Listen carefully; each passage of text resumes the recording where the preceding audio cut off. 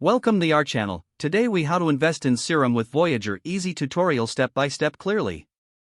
To invest in Serum using Voyager, begin by downloading the Voyager app from your device's app store. Once installed, open the app and create an account. Follow the prompts to enter your personal information and verify your identity. After your account is set up, log into the Voyager app. Navigate to the home screen, where you will find the option to view different cryptocurrencies. Use the search bar to find Serum by typing SRM. After locating Serum, click on it to view more details. Review the current price, market data, and any relevant information about Serum. To proceed with your investment, tap the Buy button. Decide how much Serum you wish to purchase, either by dollar amount or by number of tokens. Confirm the transaction details and ensure you have selected the correct payment method.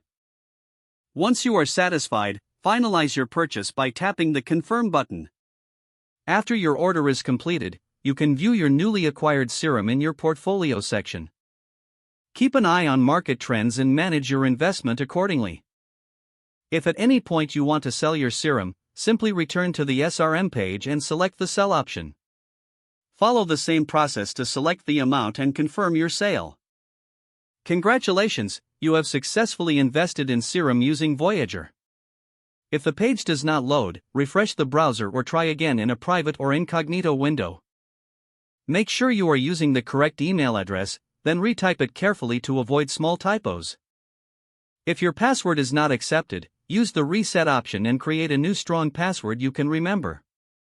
Check your spam folder for verification or security emails, then complete any requested confirmation steps. Enable two-factor authentication if available to improve account security and reduce unauthorized access risk. After signing in, review your profile details so your contact information and settings are accurate and current. If you see an error message, note it down and try again after restarting your device and internet connection.